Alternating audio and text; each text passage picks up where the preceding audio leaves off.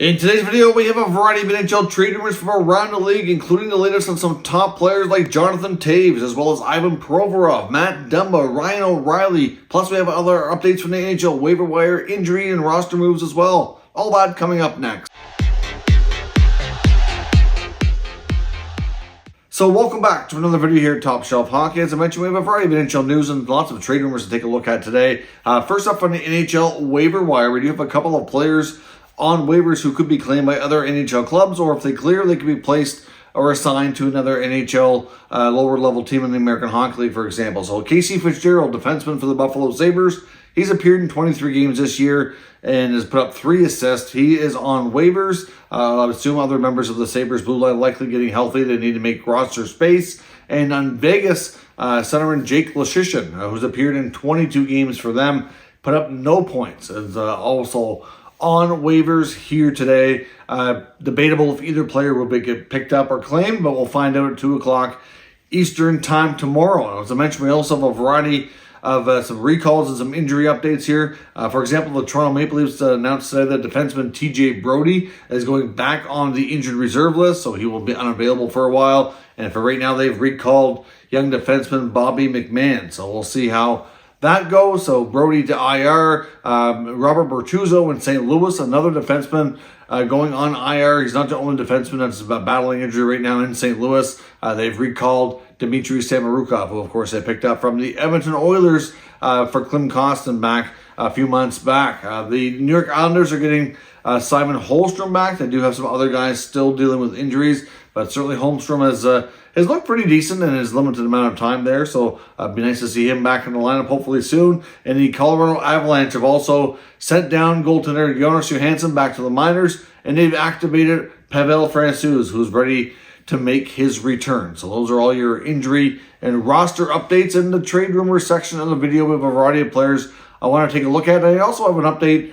on Jim Rutherford. Of course, in Vancouver, we know that there's lots of Canuck players in the rumor mill where at some point you would think going to see lots of activity, but it feels like we've been saying that for a long time. Nothing's happened. The Canucks continue to be inconsistent and struggle. So you got to think it's a matter of time, right? Well, you would think so. But on another note, Jim Rutherford completed a recent interview and made some interesting comments. One of the comments being talking about his time in Pittsburgh. Of course, Rutherford was very successful during his time in Pittsburgh. Certainly well known, been around the league a long time, but especially during his days in Pittsburgh, was well known for being very aggressive.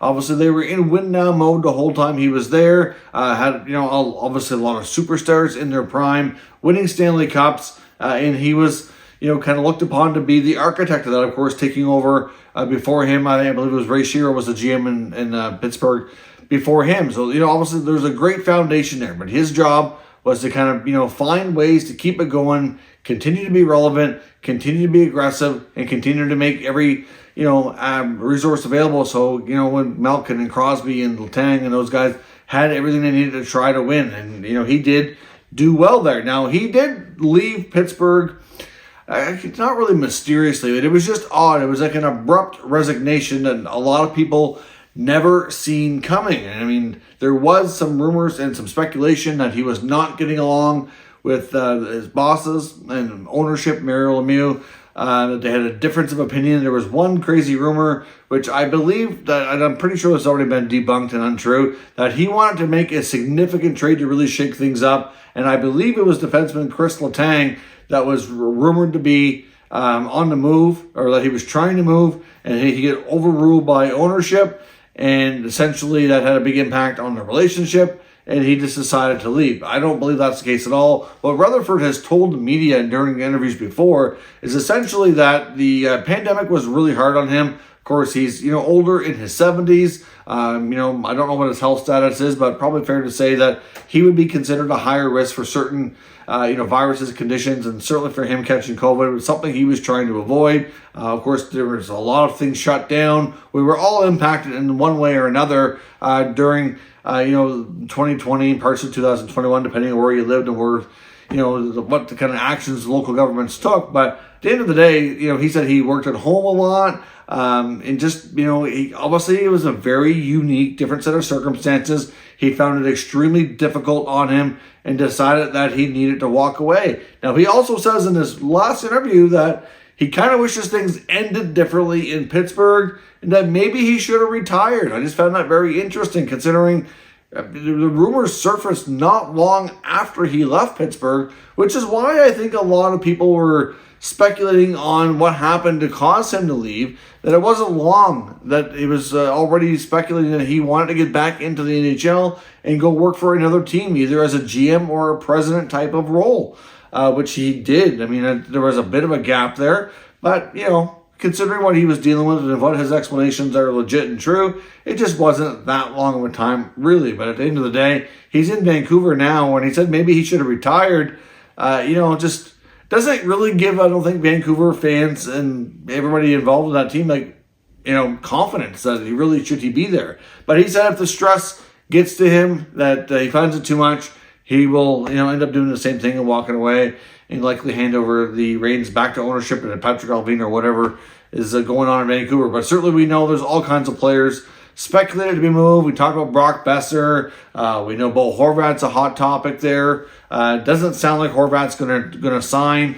Very unlikely. Elliot Friedman's last report on Horvat was essentially that they were nowhere close on negotiations. He doesn't feel Vancouver wants to go anywhere above Miller, and of course Horvat is playing at a much higher rate than Miller and is going to be able to demand more money, and they don't really want to go there. It sounds like when negotiations did start that they lowballed him, and it sounds like it really had an impact on the relationship. It sounds like it really upset him, especially after getting Miller signed and then coming back to him, who's been there a long time, their captain, obviously having a real good season, and then they get a lowball offer. I think it really, hit the wrong way in Horvat, and I think it's kind of at a point where he's likely going to go. So it's unfortunate things have gone the way they are, but you have to wonder, did ownership do the right thing? Was Rutherford really the right guy? I don't know. Time will tell, but certainly expect lots of activity out of Vancouver here sometime, but just really found it interesting what Rutherford had to say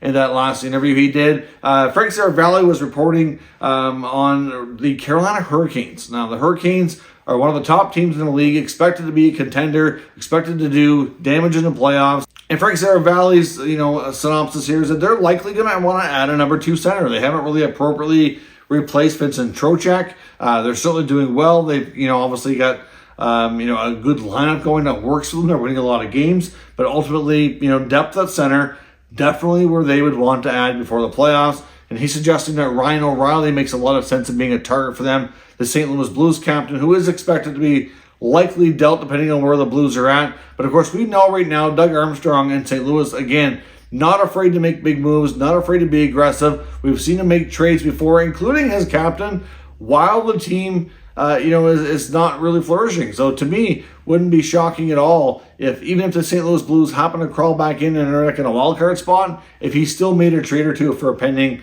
unrestricted free agent. He's done it before. He may do it again. Now, it's not 100% a given that's going to happen. There is a potential that they could come to terms on a short-term contract extension for O'Reilly. I wouldn't completely rule that out, but I know Elliot Friedman made mention that it's possible, but it doesn't seem like the likely path they're heading down right now, that O'Reilly is, high percentage to be moved. And Carolina would make a lot of sense, be one of the teams that are interested in acquiring his services. So we'll have to keep an eye on that. Obviously, St. Louis would likely want to add a future-based package. It would be the most likely what they'd want in return. And Carolina does have some interesting assets in that regard that would likely intrigue them. Now, on TSN's Insider Trading today, Darren Dreger and Pierre LeBrun were talking about a few players, including Minnesota Wild defenseman Matt Dumba. They talked a lot about the Edmonton Oilers and how Ken Holland's obviously patient, but they're not panicking yet in Edmonton. But things are not going well, and it's not going to be too long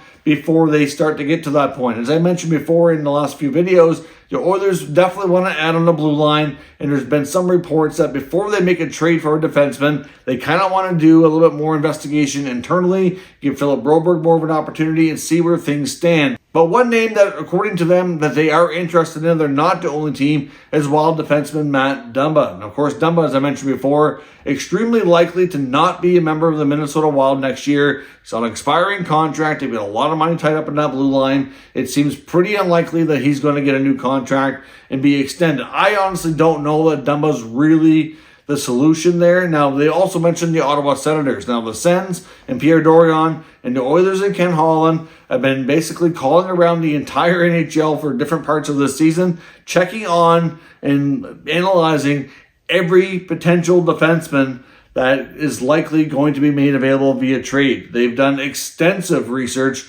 trying to find that best fit. They've also clearly been extremely patient and been kind of holding off, pulling the trigger until they feel they find the exact right deal. But those are the two teams linked to Minnesota Wild defenseman Matt Dumba for the time being right now. I know in the Senators' case, they certainly have a lot of young picks and prospects that would be interesting to Minnesota. I would assume that would be what they want in return, because they certainly could benefit from the cap flexibility. Like I said, he's likely not re-signing there, given how much money they've got tied up and the huge cap penalties they're going to be facing for those Ryan Suter and Zach Parise buyouts over the next couple of seasons. Now, also, we want to take a look at Jonathan Toews. There's also reports from the fourthperiod.com. Of course, this is really just a level of interest per se, but they're still reporting that even though Toews and Patrick Kane in Chicago have not made 100% clear their full intentions, that the Avalanche are still very much interested in the Blackhawks captain, and of course could really be a good help down the middle. The Avalanche have been ravished by injuries this year,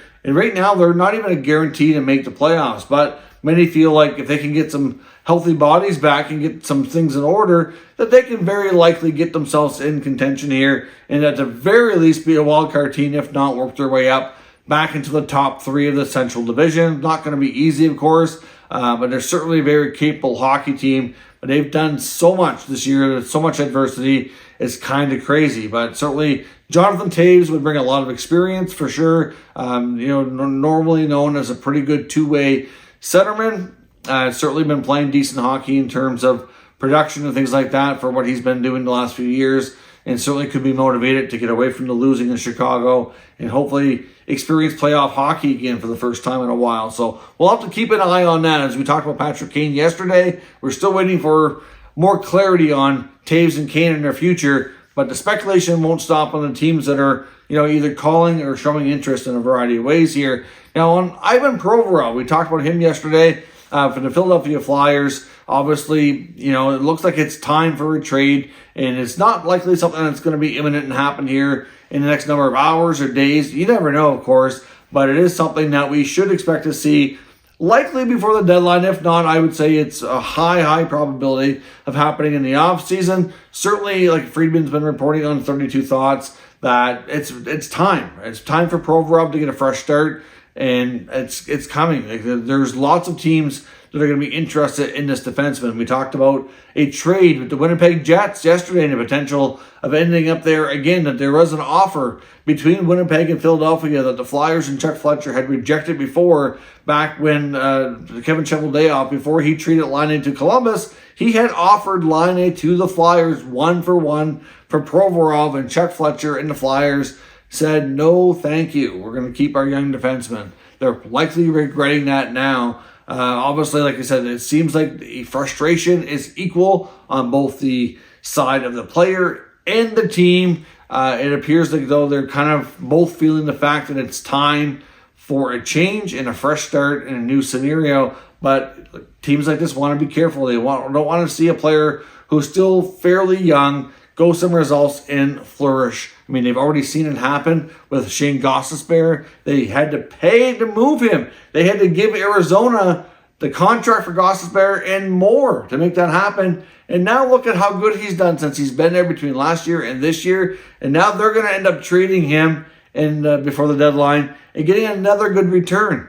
So that was terrible asset management on Philly's part. They don't want to see the same thing happen to Provorov. And really, I don't blame them. They want to be careful here. But I know Dennis Bernstein, who works for fourthperiod.com and has good knowledge and sources with the Los Angeles Kings, claims that the Kings are absolutely linked to Provorov and are very much interested. Now, of course, I don't know exactly what they're going to want for a return on Provorov when the time comes, but they do have a lot of interesting picks and prospects in LA that would be very intriguing to the Flyers, including some prospects that are already somewhat established that would be closer to playing in the NHL. They can't get into that Kings lineup. They are loaded with a lot of potential there. So it'll be interesting to see if those two teams do end up connecting. There will be lots of other interest, I am sure, in Provorov. He's still relatively young. He can run a power play. And his contract's not terrible either, especially if he can get back on track. So we'll see what happens in that regard. That is all your latest news and rumors for today. Of course, let me know your thoughts down in the comments and we'll discuss further. If you're new to the channel, of course, make sure you subscribe and stick around. We'll keep you up to date with the latest news, rumors, and analysis of all 32 NHL teams. Thank you for watching, and I will catch you next time.